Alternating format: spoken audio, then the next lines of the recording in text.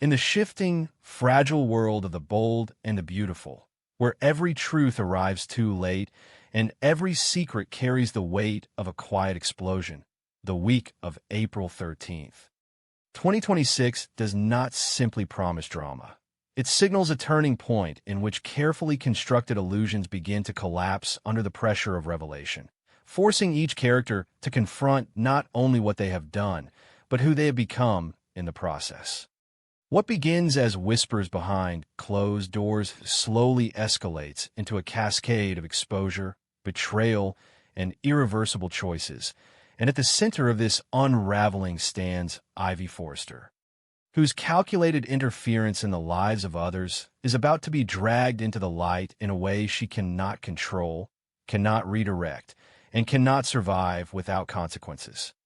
For a long time, Ivy has operated in the shadows, shaping outcomes without appearing directly responsible for them, positioning herself as a quiet architect of emotional destruction while maintaining a carefully curated image of concern and sincerity.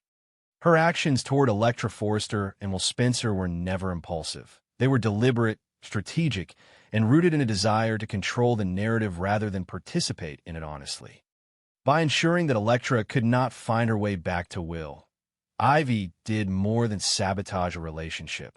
She rewrote the emotional trajectory of two lives, inserting herself as an invisible force that dictated how love would fail. Her suggestion that Electra should move on with R.J. Forrester was not born out of genuine concern, but from a need to redirect attention, to keep the truth buried beneath layers of misdirection and emotional confusion. Yet secrets, no matter how carefully managed, have a way of leaking through the smallest cracks, and in this case, the crack takes the form of Daphne Rose Walton, whose accidental discovery of the truth transforms her from a passive observer into an unwilling participant in a moral conflict that demands action. Daphne's decision to confront Ivy is not driven by self-interest, but by a growing discomfort with the realization that silence would make her complicit in a lie that has already caused significant harm.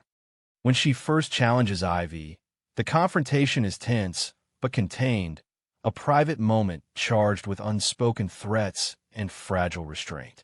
However, the situation evolves rapidly, and what was once a contained secret begins to expand outward, threatening to engulf everyone connected to it.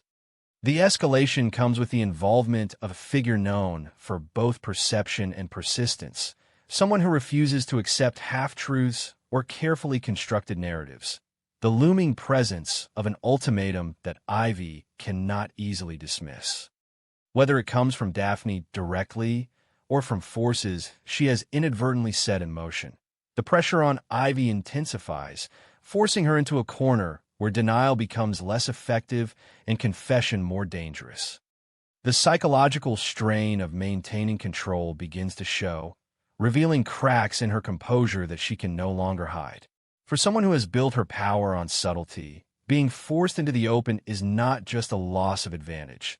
It is a fundamental threat to her identity. While Ivy's carefully constructed world begins to collapse, a parallel conflict unfolds within the walls of Forrester Creations, where tensions that have been simmering beneath the surface finally erupt into physical confrontation. The clash between RJ and Will is not merely a spontaneous outburst, but the inevitable result of accumulated resentment, miscommunication, and emotional volatility that has been left unaddressed for far too long. RJ, driven by a mix of loyalty, frustration, and a desire to assert himself, pushes Will in ways that cross the line from provocation into personal attack. Will, already burdened by the emotional fallout of his fractured relationship with Electra, respond with a level of intensity that transforms the confrontation into something far more dangerous. The fight itself is chaotic, raw, and deeply symbolic. It represents not just a conflict between two young men, but a collision of identities shaped by family expectations, romantic disappointment, and the need to prove worth in a world that constantly demands it. When others intervene to break up the altercation, the damage has already been done, not only physically, but emotionally. The lines have been drawn, and the consequences of crossing them cannot be undone. Ridge Forrester steps in as a figure of authority, attempting to restore order by imposing rules and boundaries that he believes will prevent further escalation. His response is measured, pragmatic, and rooted in a desire to protect both the company and the individuals involved. However, not everyone agrees with this approach. Brooke Logan Forrester, guided by a different set of priorities, offers RJ a perspective that prioritizes emotional truth over imposed restraint. Her advice to follow his heart, particularly when it comes to Elektra, reflects a belief that authenticity, even when messy and disruptive, is preferable to suppression. This divergence in guidance creates a tension between structure and freedom, between control and expression, and places RJ in a position where he must choose not only how to act, but which philosophy to embrace. As these conflicts intensify, the need for clarity becomes more urgent, and it is here that Carter Walton emerges as a voice of reason, albeit a reluctant one. Initially resistant to becoming involved, Carter understands the risks associated with entangling himself in a situation that is as emotionally charged as it is complex. His instinct to remain on the sidelines is not born of indifference, but of experience, an awareness that once he steps into the conflict, he will not be able to remain neutral. Yet when Daphne approaches him, laying out the full scope of Ivy's actions and the potential consequences of continued silence, Carter is forced to reconsider his position. The conversation between Daphne and Carter becomes a pivotal moment, not because it resolves anything immediately, but because it reframes the situation as something that cannot be ignored. Carter's role shifts from observer to potential catalyst, and his eventual decision, whatever it may be, will carry significant weight in determining how the truth is revealed and how the fallout is managed. At the same time, Will's direct conversation with Elektra introduces another layer of complexity, as the truth begins to surface not through confrontation alone, but through connection, through the fragile and often painful process of honest communication. When Elektra learns something that fundamentally alters her understanding of what has happened, the emotional impact is immediate and profound, forcing her to reevaluate not only her relationship with Will, but her perception of those she trusted. Elsewhere, a different kind of ambition drives the actions of Katie Logan Spencer and Bill Spencer, whose decision to move forward with bold business strategies introduces a new axis of conflict that intersects with the existing emotional turmoil. Their willingness to use unfinished designs created by Era Forrester is not just a professional risk, but a deeply personal affront that challenges the boundaries of respect, ownership, and legacy. The need for a designer becomes urgent, and the possibility of bringing in Deke Sharp adds yet another unpredictable element to an already volatile situation. Deke's involvement would not simply fill a practical role. It would introduce new dynamics of loyalty, conflict, and opportunity that could either stabilize or further destabilize the fragile balance within the company. Amidst all of this, Melissa Dillon faces a deeply personal crossroads, one that forces her to choose between security and truth, between staying in a situation that offers stability and leaving in pursuit of something more honest, but far less certain. Her decision is not made lightly, and the emotional toll of weighing her options becomes evident as she grapples with the realization that every choice carries a cost. The possibility that she might leave Will and the beach house, abandoning not only a relationship, but a version of her life that once felt secure, introduces a quiet but significant shift in the narrative, one that underscores the broader theme of transformation through loss. Yet perhaps the most ominous thread running through this unfolding story belongs once again to Sheila Carter, whose response to her own emotional upheaval takes a darker, more calculated turn. While others confront their truths openly or struggle to contain them, Sheila retreats into a mode that is all too familiar: observation, planning, and the quiet construction of a response that is as deliberate as it is dangerous. Her involvement in what can only be described as a form of emotional espionage reflects a return to strategies that have defined her in the past, even as she may believe she has changed. The idea of revenge, particularly against Deacon and Taylor, does not manifest as immediate action, but as a slow-burning intention, one that grows stronger with each moment of perceived injustice. Sheila does not lash out impulsively. She watches, she listens, she waits for the precise moment when her actions will have the greatest impact. This patience is what makes her so dangerous, and what creates a sense of impending storm that hangs over every interaction.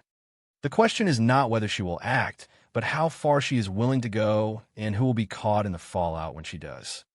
The potential danger to Steffy Forrester Finnegan and her family adds another layer of tension, as the possibility of history repeating itself becomes increasingly difficult to ignore. Steffy, who has already endured the consequences of Sheila's actions in the past, represents both a target and a symbol, a reminder of everything Sheila has lost and everything she might attempt to reclaim through force. The threat is not explicit, but it is unmistakable, woven into the fabric of a narrative that refuses to allow any character the comfort of certainty. As the week unfolds, the interconnected nature of these storylines becomes impossible to ignore. Ivy's exposure, RJ and Will's conflict, Daphne's moral dilemma, Carter's reluctant involvement, Katie and Bill's ambition, Dylan's decision, and Sheila's looming retaliation are not isolated events, but parts of a larger, more intricate design, one in which each action influences the next, creating a chain reaction that builds toward an inevitable climax. The emotional stakes are high, the consequences are real, and the sense of impending change is palpable. In this world, truth is never simple, and resolution is never clean. Every revelation creates new questions, every decision opens the door to further conflict, and every character must navigate a landscape where the past is never truly behind them. What makes this particular moment so compelling is not just the intensity of the drama, but the depth of the emotional journeys that underpin it, the sense that beneath the spectacle lies a series of deeply human struggles with identity, loyalty, and the desire to be understood. And as the storm continues to gather, one thing becomes clear: no one will emerge from this unchanged. In the intricate and emotionally volatile world of the bold and the beautiful, where every relationship is both a refuge and a battlefield, the illusion of control begins to fracture as long-buried manipulations rise to the surface, threatening to dismantle not only romantic bonds, but also the fragile structure of trust that holds the Forrester legacy together. What appears at first to be a private emotional conflict slowly reveals itself as a calculated scheme with far-reaching consequences, and at the center of this unraveling lies Ivy Forrester, whose quiet interference in the lives of others has set in motion a chain of events she can no longer contain. The truth about her deliberate attempt to separate Will Spencer and Electra Forrester is no longer a distant threat waiting to be exposed. It is an imminent revelation, one that promises to redefine loyalties, ignite confrontation, and force every character involved to reckon with the consequences of silence, ambition, and betrayal. For Ivy, the act of manipulation did not begin as a moment of impulsive cruelty, but as a slow, deliberate encroachment into the emotional lives of those around her, fueled by a complex mixture of insecurity, control, and an unspoken need to assert influence in a world where she often felt overshadowed. Electra, with her rising confidence and undeniable talent in jewelry design, represented not just a family member, but a reflection of everything Ivy feared losing: relevance, authority, and emotional significance within the Forrester dynasty. By positioning herself as both mentor and silent orchestrator, Ivy blurred the line between guidance and control, convincing herself that her interference was justified, even necessary. Yet beneath that justification lay a deeper truth. Ivy was not protecting Electra, but shaping her, redirecting her emotional choices in a way that would preserve Ivy's own sense of importance. Her efforts to disrupt the bond between Electra and Will were calculated with unsettling precision. By sowing doubt, by subtly encouraging distance, and by redirecting Elektra's attention toward R.J. Forrester. Ivy crafted a narrative in which she remained invisible yet indispensable. She did not force decisions. She influenced them, allowing others to believe they were acting of their own volition. This method, quiet and insidious, allowed her to maintain plausible deniability while still controlling the outcome. But such strategies are inherently fragile, dependent on secrecy and the assumption that no one will look closely enough to see the pattern beneath the surface. That assumption proves to be her greatest miscalculation. The tension between Will and R.J., which erupts into open conflict within the halls of Forrester Creations, becomes the first visible crack in Ivy's carefully constructed facade. Their argument, charged with emotional intensity and unresolved frustration, is not merely a spontaneous clash of egos, but the direct consequence of manipulated circumstances that neither fully understands. Will, already struggling with the emotional fallout of his fractured relationship with Elektra, reacts with a volatility that surprises even himself, while RJ, driven by a combination of defensiveness and pride, refuses to back down. The resulting confrontation disrupts not only their personal dynamics, but the professional environment, transforming a place of creativity into a stage for conflict. This disruption does not go unnoticed. Steffi Forrester Finnegan, whose leadership is defined by a commitment to both family and business integrity, is forced to confront a situation that challenges her authority and her judgment. Steffi has never trusted Ivy completely, sensing a subtle undercurrent of ambition that did not align with the values she sought to uphold. Now, as the consequences of Ivy's actions begin to surface, Steffi finds herself at a crossroads, where her responsibility to the company intersects with her duty to protect her family. The possibility of dismissing Ivy is not simply a disciplinary decision, but a symbolic act, one that would signal a refusal to tolerate manipulation within the very structure that is meant to represent unity and legacy. Yet the situation is far from straightforward, because the emotional core of this conflict lies not in corporate policy, but in the deeply personal experience of Elektra herself. For Elektra, the workplace has become a space of discomfort and quiet tension, a place where professional ambition is overshadowed by unresolved emotional turmoil. The presence of Melissa Dillon, whose attempts to connect with will introduce an additional layer of complication, intensifies this discomfort, forcing Elektra to navigate an environment where personal and professional boundaries are constantly blurred. Steffi's insistence that Elektra set aside personal issues in favor of professional focus, while pragmatic, fails to address the emotional reality that Elektra cannot simply compartmentalize her experiences.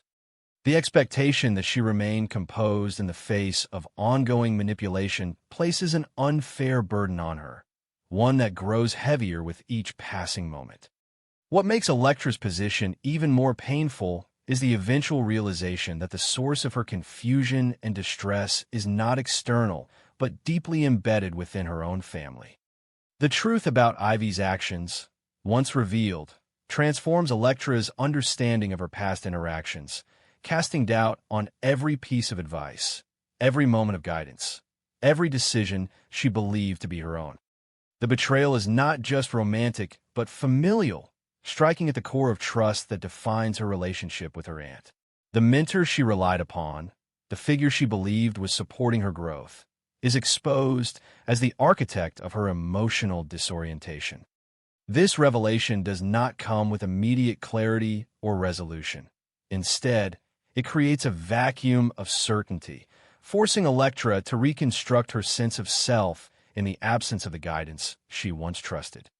In this moment of emotional upheaval, the role of Daphne Walton becomes increasingly significant. Daphne's awareness of Ivy's actions places her in a morally complex position, where silence equates to complicity and truth carries the risk of destruction. Her decision to break that silence is not impulsive, but the result of prolonged internal conflict, a recognition that the cost of an action outweighs the consequences of exposure. The threats she has endured from Ivy only reinforce the urgency of her choice, transforming her from a passive observer into an active agent of change. Her connection to Steffi provides her with a sense of support, a belief that the truth, once revealed, will be met with understanding rather than dismissal. The impending revelation sets the stage for an ultimatum that cannot be ignored. Electra, once she understands the full extent of Ivy's interference, is likely to respond not with quiet acceptance but with decisive action.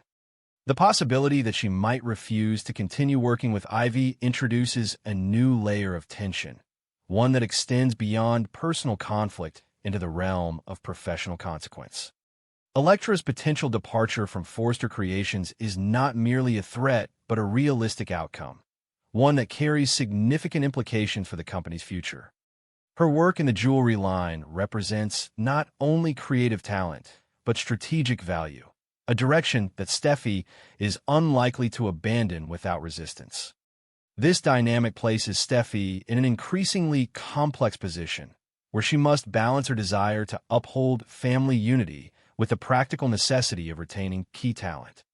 Her instinct to reassure Electra, to provide support and encouragement, reflects a recognition of the younger woman's potential and a commitment to nurturing it.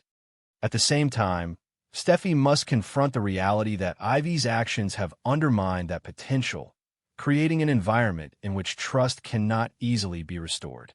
The decision she ultimately makes will define not only her leadership, but the future of the Forrester legacy itself.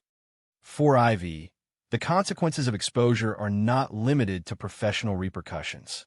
The unraveling of her actions forces her to confront aspects of herself she has long avoided, the insecurities and obsessions that drove her to interfere in the first place. The loss of her position, if it occurs, would represent not just a practical setback, but a symbolic stripping away of the identity she has constructed within the family.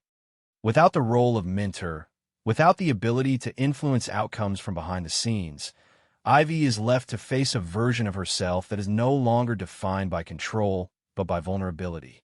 The question of whether Ivy can find a path forward beyond this moment is deeply uncertain. Redemption, if it is possible, would require a level of self-awareness and accountability that she has not yet demonstrated. It would mean acknowledging not only the harm she has caused, but the motivations behind it, confronting the fear of irrelevance that has shaped her actions. Whether she is capable of such transformation remains to be seen, but the possibility introduces a subtle layer of complexity to her character, suggesting that even those who manipulate others are often driven by their own unaddressed pain. As the story continues to unfold, the interconnected nature of these conflicts becomes increasingly apparent. The exposure of Ivy's scheme does not exist in isolation, but interacts with the broader dynamics of ambition, loyalty, and identity that define the world of the bold and the beautiful.